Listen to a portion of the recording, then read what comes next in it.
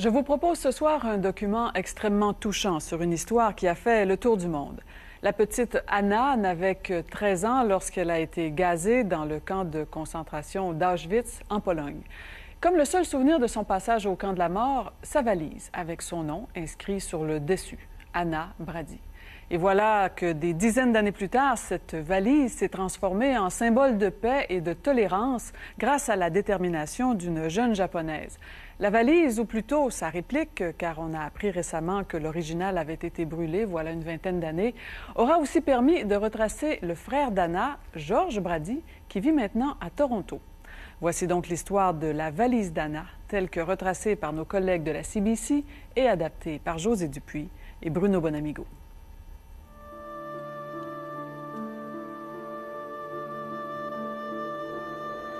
Ce n'est qu'une vieille valise.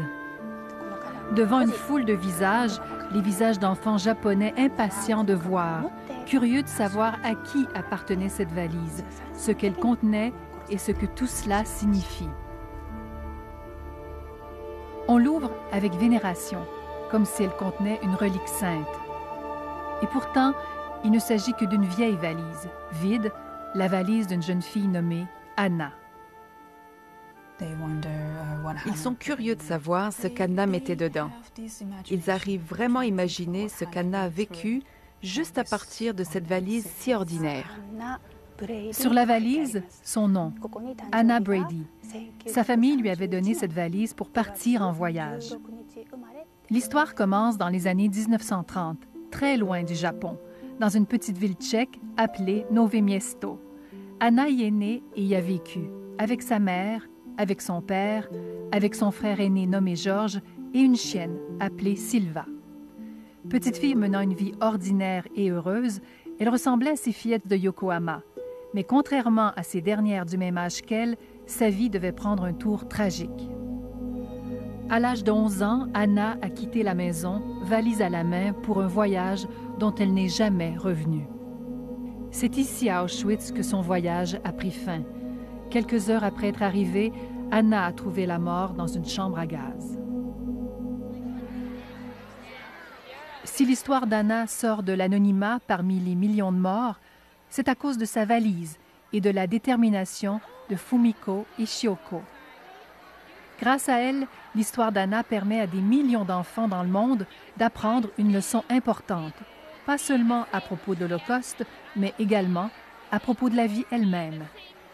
Tout commence de manière plutôt banale à Tokyo, lorsque Fumiko, une étudiante qui vient de finir sa maîtrise et qui s'intéresse aux droits de la personne, se réunit avec quelques amis, une mère de famille, une enseignante et un survivant d'Hiroshima, pour fonder le Centre de ressources éducationnelles sur l'Holocauste de Tokyo. En 1997, notre groupe a décidé de faire quelque chose pour que les enfants puissent en apprendre plus sur la tolérance et l'importance de la vie et de la paix. Nous avons alors décidé d'utiliser l'histoire de l'Holocauste comme outil pédagogique. Ils se rendent compte qu'ils ont besoin d'objets provenant des camps de la mort. Fumiko écrit donc au musée consacré à l'Holocauste en Europe et en Israël, en leur demandant de lui prêter des objets tirés de leur collection. Le musée d'Auschwitz nous a alors répondu et a accepté de nous prêter 5 objets. Il s'agissait d'une petite chaussure, d'une chaussette, d'un minuscule tricot pour bébé, d'une boîte vide qui avait contenu le gaz toxique, le Zyklon B, et de la valise avec le nom d'Anna inscrit dessus. Et sa date de naissance, le 16 mai 1931. Il voulait vraiment savoir comment était cette fille. Aiguillonnée par la curiosité et l'insistance des enfants, Fumiko décide de s'attaquer à ce mystère. J'avais besoin de mettre un visage sur Anna et j'avais besoin aussi que cette simple valise demeure un symbole de vie. Fumiko Ishioko se met à écrire des lettres au musée de l'Holocauste. À nouveau, elle reçoit une réponse d'Auschwitz qui ne résout pas le mystère, mais qui lui fournit un indice particulièrement intéressant. Ils m'ont répondu qu'Anna se trouvait dans le camp de Terezín, en Tchécoslovaquie, avant d'être envoyée à Auschwitz. J'ai donc lu énormément à propos de Terezín. Terezín est une vieille ville fortifiée au nord de Prague. Les Allemands en avaient fait un ghetto, principalement pour les Juifs tchèques. Et pourtant, la vie continuait. L'esprit humain n'a pas fait que survivre à Terezín, il s'y est épanoui. Les gens organisaient des concerts, les artistes peignaient, et les enfants aussi. Cette information permet à Fumiko de franchir une nouvelle étape dans sa quête d'Anna. Je me disais qu'Anna pouvait être l'un de ces enfants qui ont laissé des dessins derrière eux.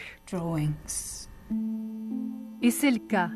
Il y a 5 dessins d'Anna dans la collection de dessins d'enfants de Terezín. Un pique-nique familial, le temps des récoltes, un train avec un wagon fumeur soigneusement ajouté, des vues de parc, mais toujours pas de photos d'Anna et de sa famille. Plus déterminée que jamais, Fumiko accélère sa recherche en envoyant d'autres lettres en Europe, mais sans succès. Alors, pendant un voyage d'affaires en Europe, Fumiko fait un arrêt en République tchèque pour se rendre sur place. Mais à son arrivée à Terezín, elle constate que le musée du ghetto est fermé. Disposant de peu de temps, elle tente quand même sa chance. Je ne voulais pas rentrer à la maison les mains vides. J'ai eu la chance d'y trouver l'un des conservateurs, Ludmila. Comme Fumiko doit reprendre l'avion quelques heures plus tard, Ludmila a pitié d'elle et commence à parcourir les listes des détenus de Terezín dressées par les Allemands. Et tout à coup, la voici. Nous avons trouvé le nom d'Anna. Numéro 597. Et une date, le 16 mai 1931, sa date de naissance. Il était également mentionné qu'elle était née à Neustadt, le nom allemand pour Nové Mesto, en Tchécoslovaquie. Et ce n'était pas tout. J'ai trouvé un autre Brady dans la même liste, Georges Brady, et sa date de naissance était le 9 février 1928, ce qui faisait une différence de 3 ans. C'était le frère d'Anna, ce qui représentait une grosse surprise. Et puis je me suis rendu compte que le nom de Georges Brady avait été encadré alors que les autres noms ne l'étaient pas. J'ai donc demandé à Ludmila ce que ça signifiait et elle m'a répondu que ça indiquait qu'il avait survécu.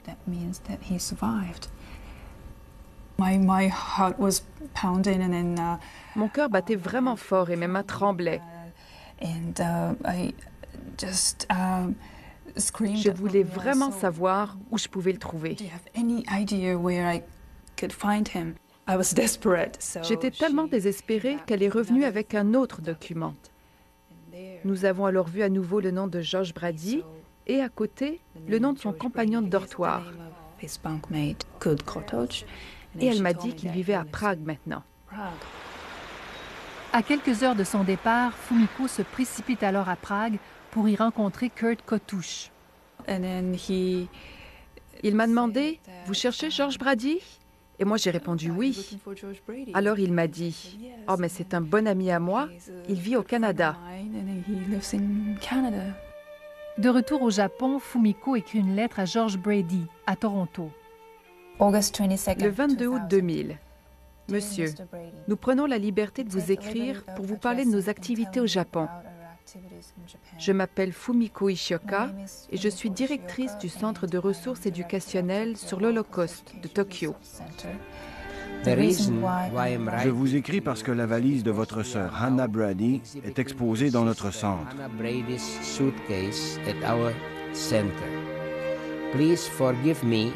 Veuillez me pardonner si ma lettre vous fait de la peine. La lettre venue du Japon change la vie de George Brady. Comme tant de survivants de l'Holocauste, il est hanté par les fantômes de cet horrible passé. Dans la vie, George a réussi et il est heureux. Il a une grande famille et une entreprise de plomberie florissante. Ses nuits, par contre, sont peuplées de cauchemars à propos d'Anna. Pendant des années, je me suis réveillé toutes les nuits et je n'arrivais pas à me rendormir. Je pensais à l'horreur que cela avait dû être pour ma sœur qui s'attendait à me revoir. Elle avait demandé à sa cousine de la coiffer. Et lorsqu'elle est arrivée à Auschwitz, on l'a rasée et on l'a placée dans une chambre à gaz. Elle était toute seule. Ça me rendait encore plus malade et je n'arrivais pas à me débarrasser de ces pensées. Je ne savais vraiment pas quoi faire. Et tout à coup, cette lettre est arrivée et bien des choses ont changé. L'apparition de la valise met fin au cauchemar de George et lui permet de faire la paix avec le passé de sa famille.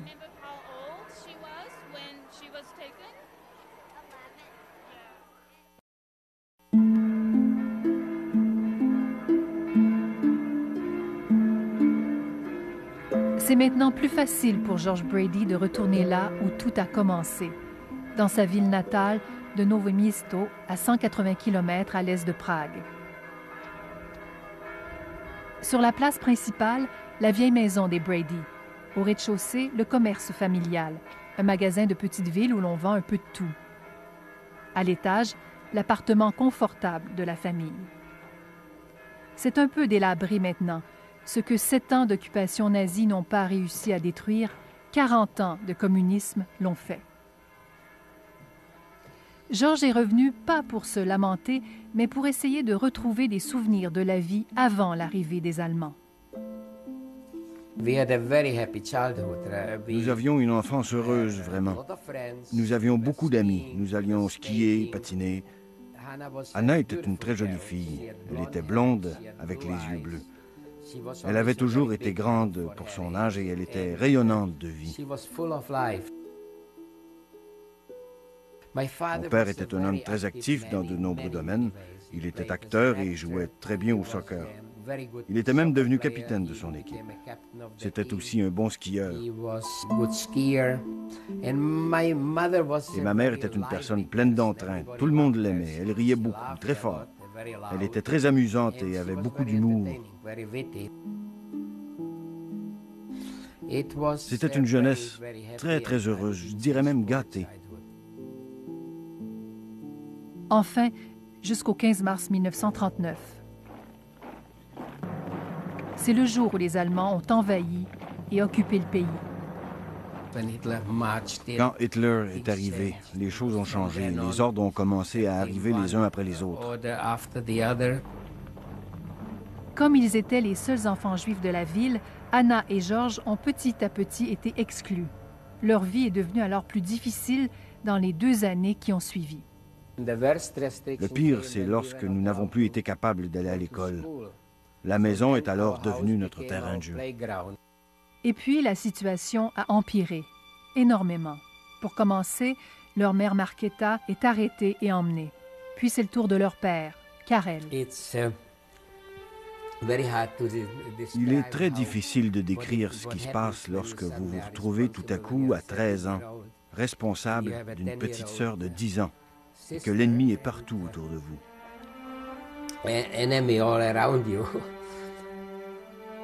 Heureusement, les enfants avaient un oncle qui a pu les recueillir. L'oncle Ludwig était un catholique marié à Eda, la sœur du père des enfants. Héberger Anna et George était risqué, car les Allemands avaient prévenu la population de ne pas aider les Juifs. Au printemps 1942, le moment fatidique arrive.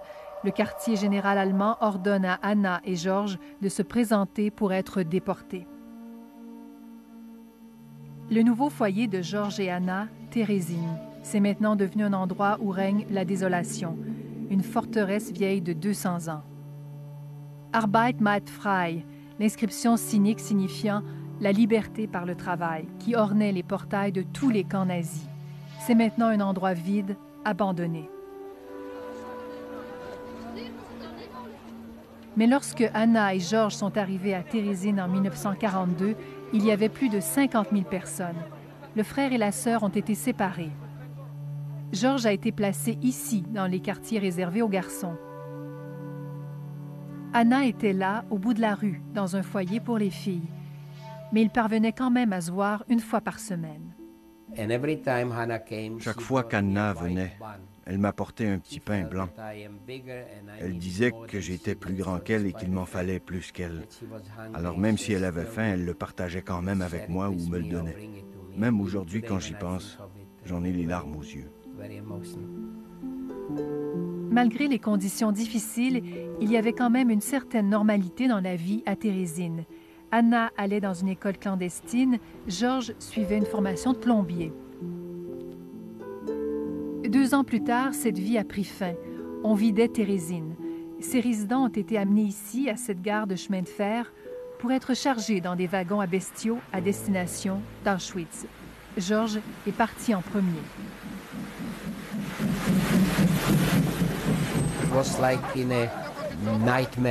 C'était comme dans un cauchemar. Il y avait des SS avec des bergers allemands, des mitraillettes et des fils de fer barbelés avec des panneaux de haute tension partout. On était abasourdis. On pouvait voir une flamme en arrière-plan. On ne savait pas encore qu'il s'agissait du four crématoire.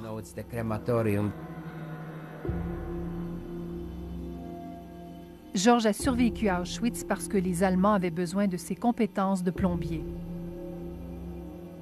Anna, 13 ans, qui est arrivée plus tard, n'a pas eu cette chance.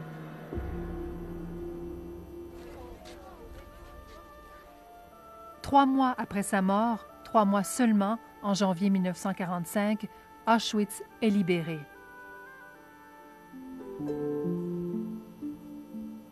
Une fois la guerre terminée, Georges, qui ne sait pas ce qu'il est advenu de sa famille, retourne à Nowe Miesto, espérant dépit de tout les retrouver. Aucun d'entre eux n'est bien sûr revenu. 6 ans après la guerre, la Tchécoslovaquie devient communiste et Georges émigre à Toronto. Il met alors en pratique ce qu'il a appris à Térésine pour démarrer son entreprise de plomberie. Il mène une vie aisée, sans jamais pouvoir se remettre vraiment de ce qui est arrivé à sa famille.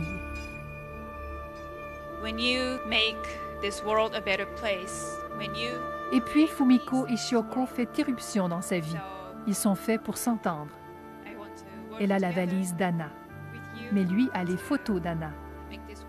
Fumiko peut enfin contempler le visage qu'elle cherche depuis si longtemps.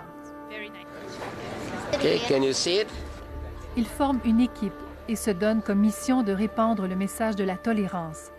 Mais ils se limitent la plupart du temps au Japon.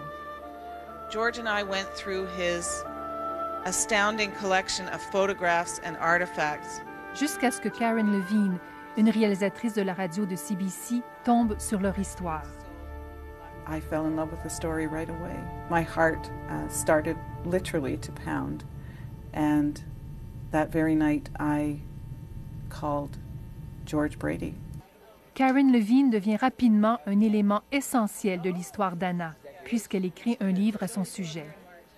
La valise d'Anna est un livre pour enfants qui ne s'adresse pas qu'aux enfants.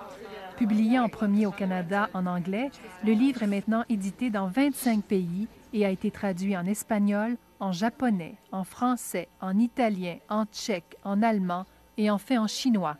Jusqu'à présent, 250 000 exemplaires ont été vendus dans le monde. Soudainement, la valise d'Anna devient bien plus qu'une histoire pour enfants japonais.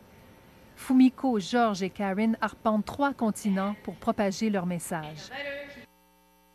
How does it feel to be the only one alive in your family? The best you can do is just keep their memory alive. Quelques jours plus tard, Georges répond aux questions d'élèves à Brampton, en Ontario. Un autre jour, il est à Prague, interviewé à la radio tchèque. Mais au Japon, ce n'est pas seulement une histoire qui s'est passée dans la lointaine Europe. J'entends beaucoup de commentaires d'enfants, mais aussi d'enseignants et de parents qui me disent « Nous, les Japonais, nous avons aussi tué beaucoup de Chinois, de Coréens et d'autres gens pendant la guerre. Alors nous devrions regarder la vérité en face et apprendre aussi l'histoire de notre propre pays. » Il n'y a pas que le passé lointain qui capte l'attention des enfants. I've learned to respect life because Hannah's life was taken away from her at such a young age. It would be like taking my sister away from me right now.